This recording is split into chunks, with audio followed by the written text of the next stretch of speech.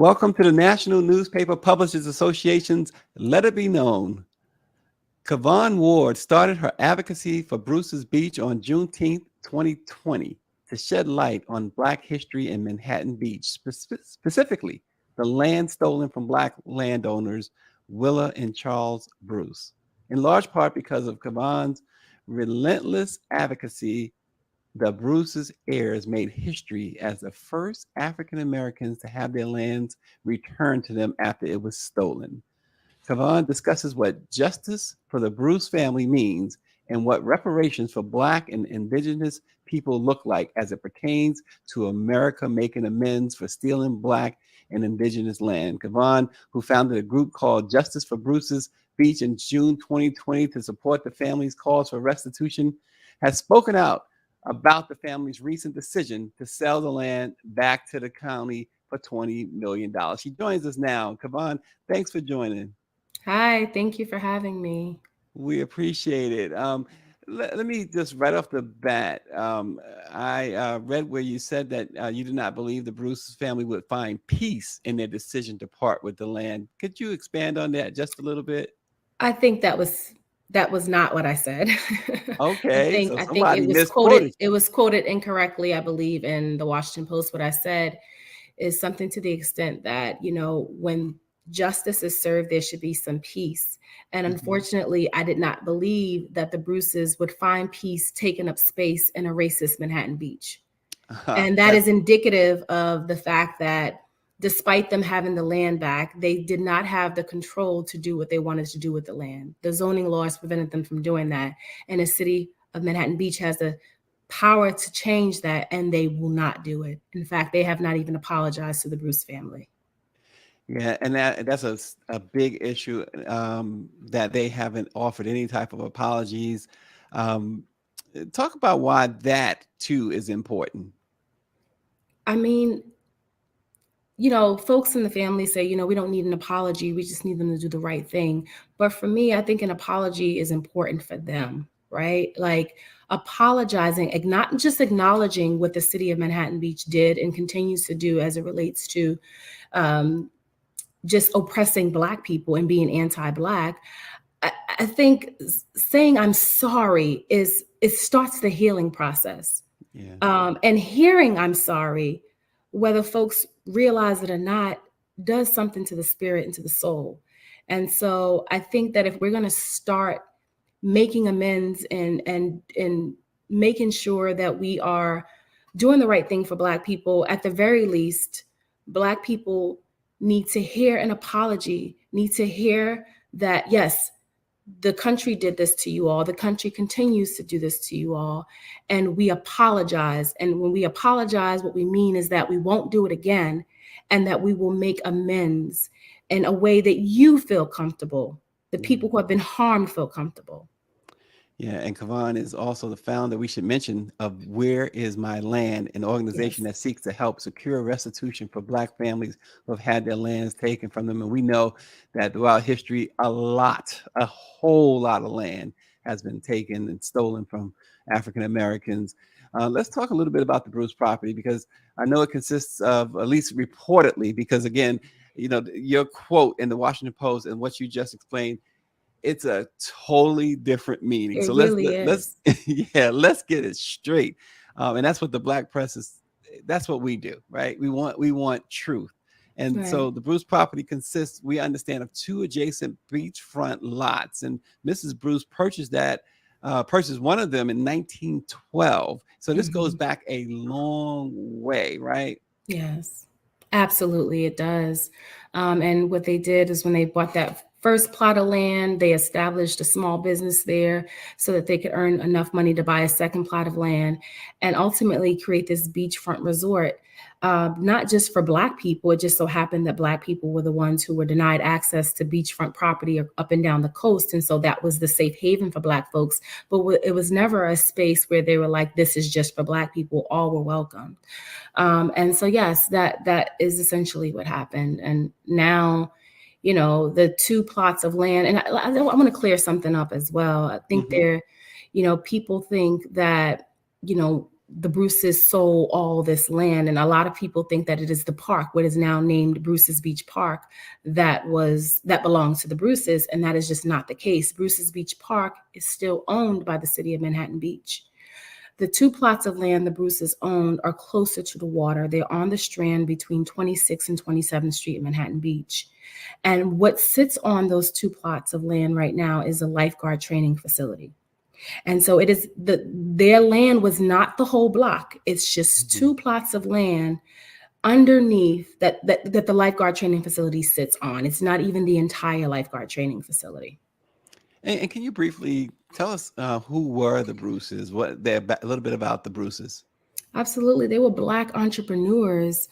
They were very family oriented. They were community leaders. They were folks who I always say they were used by the Most High to bring Black people together at a time where there was so much sadness and discrimination and devastation, and there's just so much fighting Black people had to do just to survive. And so they were peace, right? They created this space that provided peace for people, and they were trailblazers. And it's just unfortunate that, they did everything the right way.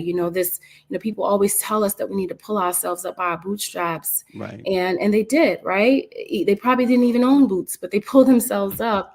And those boots, if they had them, were taken, the laces were taken, the socks were taken, and they were forced off of their land only to run further east in California, where they were cooks in someone else's kitchen. Wow. How is that fair? Black people, we always, always, always try to do the right thing. We always try to pull ourselves up by those bootstraps and make a way out of no way. And we do. And whenever we do and we're successful with it, it's either burnt down, taken away, or our character is assassinated. It's sad. It's almost as if people can't deal with the fact that Black folks are happy and winning. Yeah. And this, obviously, the land was stolen at a time where it was certainly not uncommon when Black folks owned anything that it was being taken away. But what was the context for the city of Manhattan Beach taking this land? Well, they did it through eminent domain, right? So essentially, this land was purchased. There was a whole bunch of folks in the neighborhood making a fuss about Black people having land and then inviting other Black people to enjoy leisure on that land.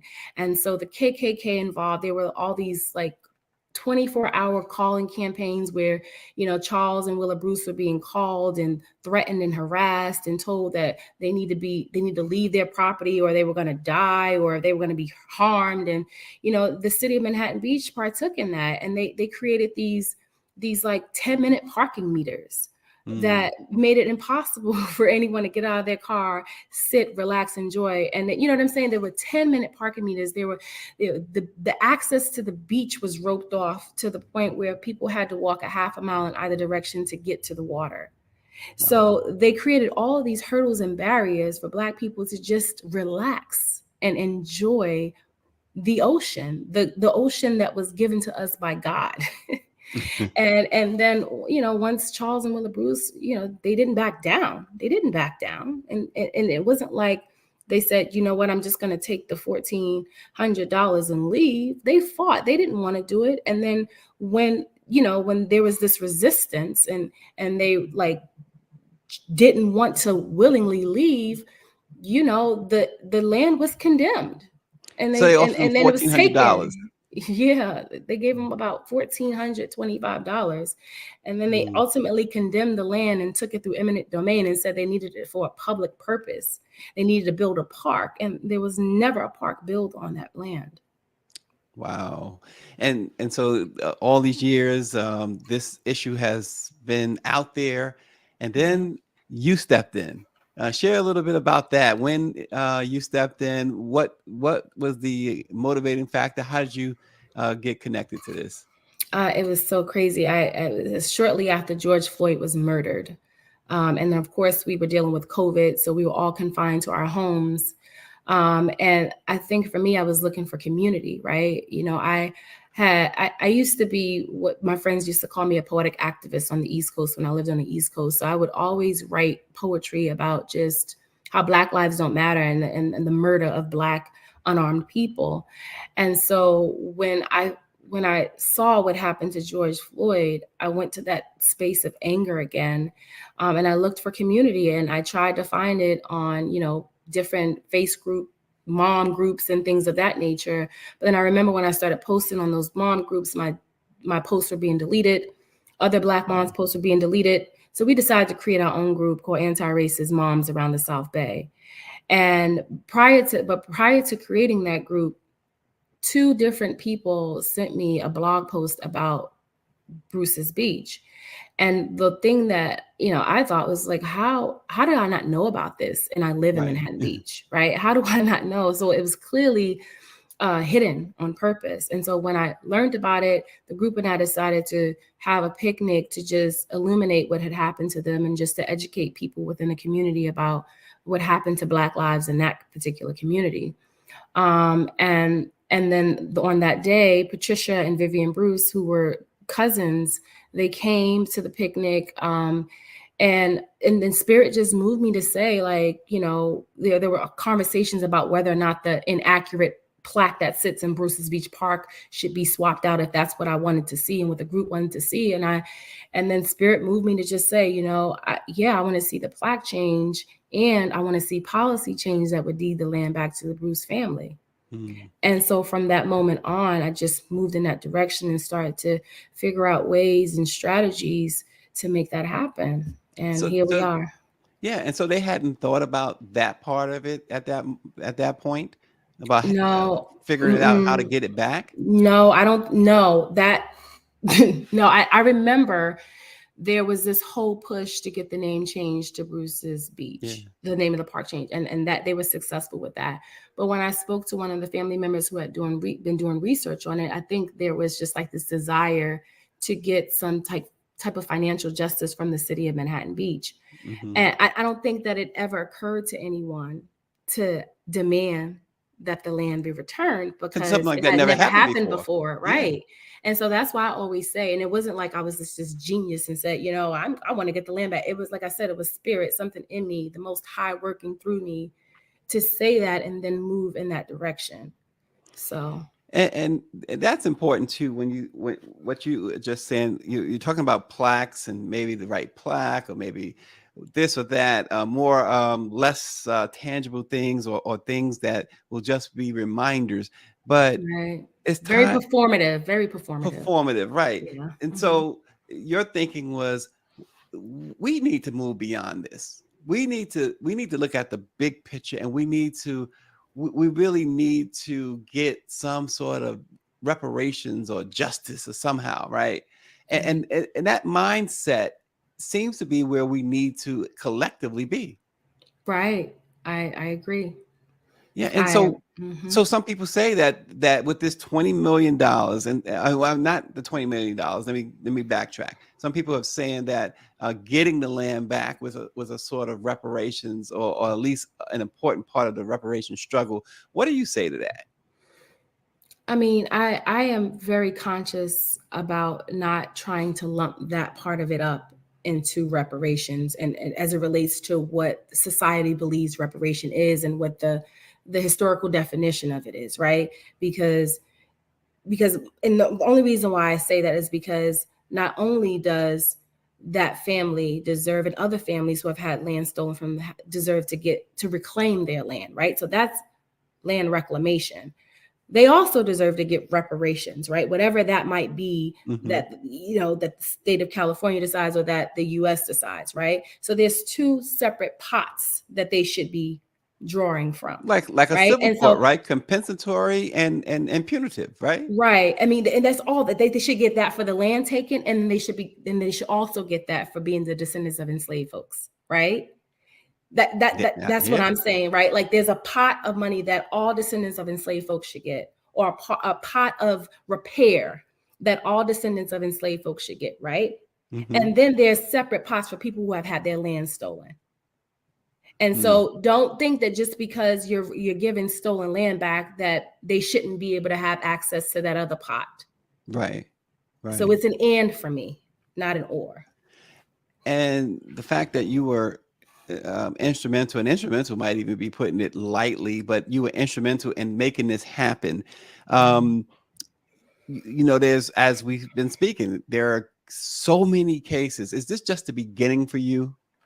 It is. I mean, I started Where Is My Land, which is the national organization to address the submissions I've been getting. Justice for Bruce's Beach was focused specifically on helping the Bruce family, and Where Is My Land is for all families across this country.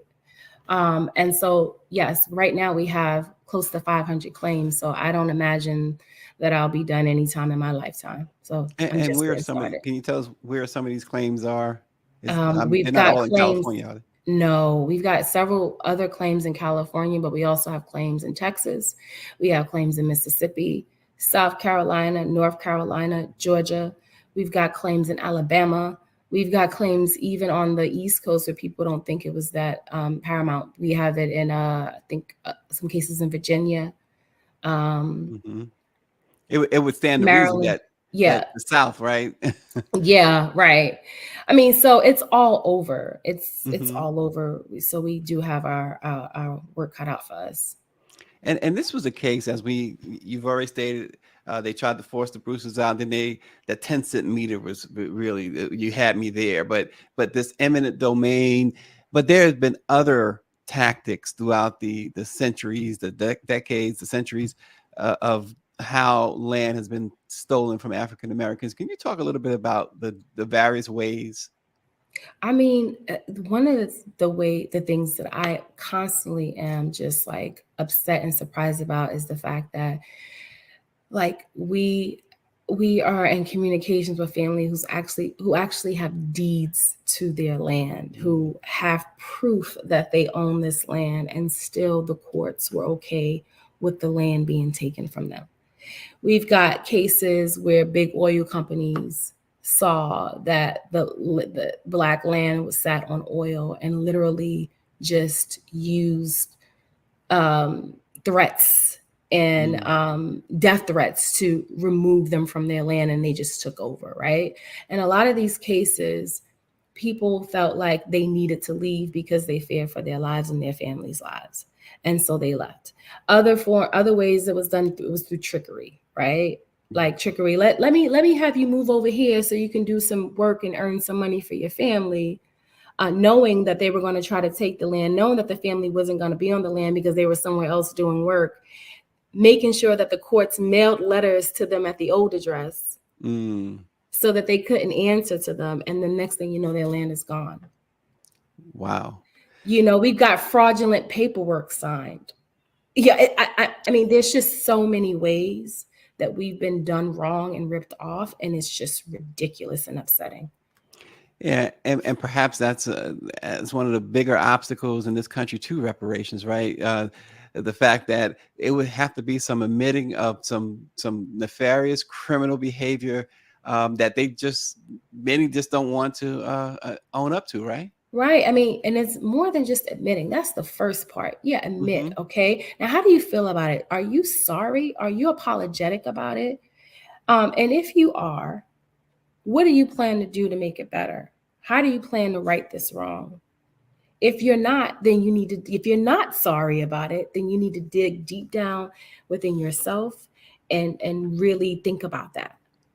Yeah. Right. I hear so many people, especially in Manhattan Beach, well, the Bruces shouldn't get anything. We shouldn't be responsible for paying reparations. We didn't do anything. It was so long ago. We had nothing to do with that today, but you're still benefiting from it, right? You're still benefiting from the harm that your ancestors caused.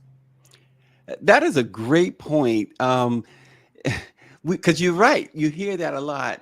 Well, how do you get reparations when, the people today, they had nothing to do with it? But you just said something that I don't hear many remark on, is that people are still benefiting. They're still benefiting from slavery.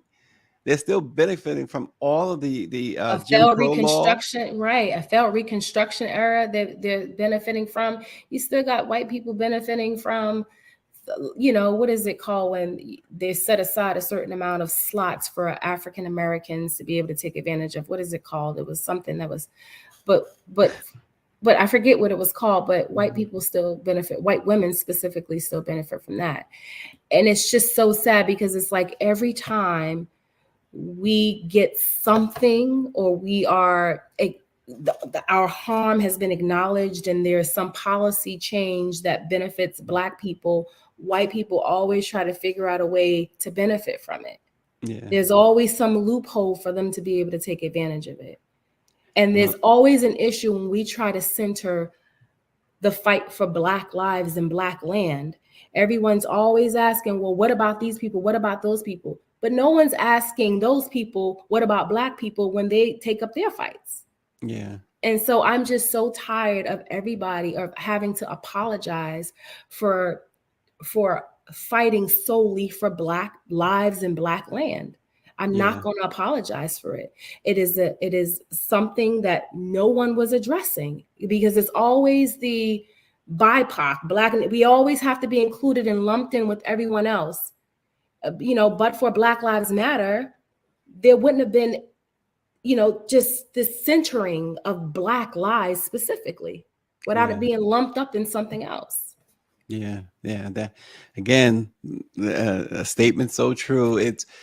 You're right. Always lumped with something. It's never just about Black America. It's always, you're adding this group or that group, and it becomes everybody's fight or struggle. When really,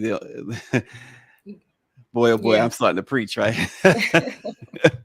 Let me ask you this: what do you see as the implications? The historical significance, I'll get it together. But with the situation with the Bruce's land, I'm sure you probably have heard from a lot of people on this. And as you've already spoken, folks have reached out to you now. They would like to get their land back.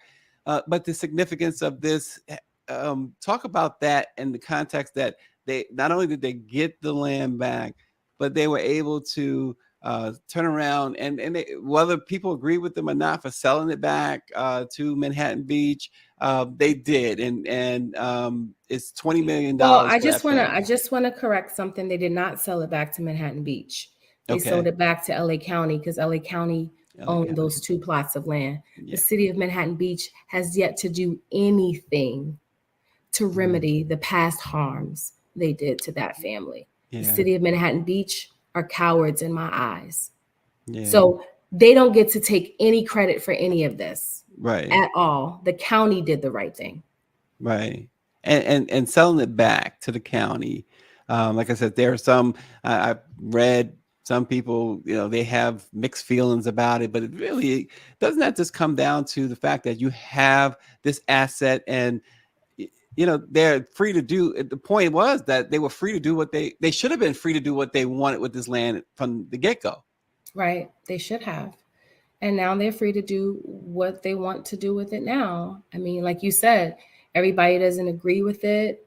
But the decision is not up to anyone but that family, and they decided. And so here we have it. Yeah. And what's the next stage in getting justice for other Black families who were unjustly deprived of their land? When you say what the next stage is, are you asking? Yeah. What comes next? Do you envision this, for instance, for example, you envision other municipalities, other jurisdictions taking notice and saying, you know what? Yes. We need to correct this. Yes, I do. And I also see other municipalities and states being resistant to this. And so I see more fight moving forward. But what I am hopeful for is that California continues to do the right thing for other Black families who have had land stolen within this state, because there are a lot of them. And so I am hopeful that this state continues to take the lead on this initiative and do the right thing, not just for the Bruces, but for so many others. Yeah. And where do you see the biggest fight I mean, California has, with what Los Angeles County has done, that is, they've kind of set the tone there for the West Coast, or for at least for California anyway. Right. But do you see it being more of a challenge in other places? Absolutely. Definitely the South. We know we are like gearing up for the South hardcore. But we also think that another challenge is going to be with oil companies. There's a lot of stolen land, and a lot of oil companies who have stolen a lot of land from Black folk. And just think about the money that they've made, these oil companies. That is going to be a fight, isn't it? Yeah. Wow. Well, if anybody can get it done, I mean, you've done something here. You've made history, and you're a spoken word artist. I am. I am. Yeah. I'm so many things. and here you are, a fantastic. Someone named you Woman of the Year. Yeah, Senator Bradford. And a spoken word artist, but yet it seems such a huge, not seems, it is such a huge impact in activism. I've always been an activist. What people don't realize is that shortly after, I used to be a Congressional Black Caucus Fellow on the Hill. Oh, and after that, I started lobbying for women, children, youth, and families. So I used to I have a policy experience. I have a background in it. And then when I transitioned to the arts, people started calling me the poetic activist. So I've always been an activist. Now, interestingly enough, and ironically, when I moved to California, I was trying to escape activism. Oh, wow. I was trying to escape activism only to be called back into it. And I always tell people in retrospect, I'm just like, everything that has happened before that I was trying to run from is what actually prepared me for this fight. So it's amazing just how the Most High uses people.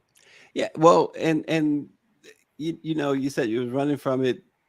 However, it's in your blood, obviously. Yeah. What was your upbringing like? Was your parents activists? Were your family members? Where did it come from? It came from this just being treated unfairly in my own home. There was actual segregation in our own home, but not based on race. It was based off of who were my stepfather's kids and who weren't. And so I constantly had to stick up for myself and my two older siblings who were not my stepfather's children. And I just remember my mom used to say, "You're like, be quiet. You're not a goddamn Martin Luther King or Malcolm X," right? I just remember those words because I used to always like, this is not fair. This is not right. So it's been in my blood for a very, very long time. But I grew up in Harlem, very, very poor during the crack epidemic. I had 5 other siblings. And so, I mean, no, we did not. I did not grow up privileged. I did not have family who were activists. In fact, I was the first in my family to even graduate from high school and the only one in my family to go to college. So I guess I've always had that fighting spirit. And I've also just, deep down inside knew that there was more for me, and just was really conscious about like just this purpose-driven life. I've always lived a purpose-driven life for as far as I can remember. Like everything that I did in life had to make sense and it had to benefit my people. I've always been passionate about it because I've seen how we've been harmed and treated, and I see it still happening. And I just feel like, what is the point of me being here if I'm not going to stand up for what's right? That it's just something in me. I can't explain it outside of that. Well, what you were able to accomplish in pretty much a very short period of time, 2.5-year period from Juneteenth 2020 to today with the Bruce land, that's extremely impressive. No, you're not Martin Luther King. No, you're not Malcolm X. You're Kavon Ward. Thank you. And it is amazing, Kavon. We are just really looking forward to what you have in store next. Is there, you probably have a schedule. Is there a fight that you're going to be doing next that you're focused on, or is there multiple fronts that you do at one time? Multiple fronts, and I have an amazing team, which is how I've been able to make it happen. But folks need to understand that we need donations to keep making this happen. So Bruce family, if you're listening, help us help other people. You got $20 million now. Well, look, that should be a no-brainer for the Bruce family, right? Where should. is my land? Is there a website or a way Yes. they can contact? Yes, www.whereismyland.org. And we're also on all social media platforms, but most active on our Instagram page. And, you know, we keep people abreast of all of our next fights and you know, calls to actions, mostly through our social media pages and newsletters. So subscribe. Well, you know, whatever folks can donate, seems like it's worth the fight. It's worth the whatever they can come out of their wallets with. Kavon Ward, we really appreciate you coming on the Black Press of America's Let It Be Known. It's a privilege to talk to you. Thank you. Thank you so much for having me again. Appreciate you.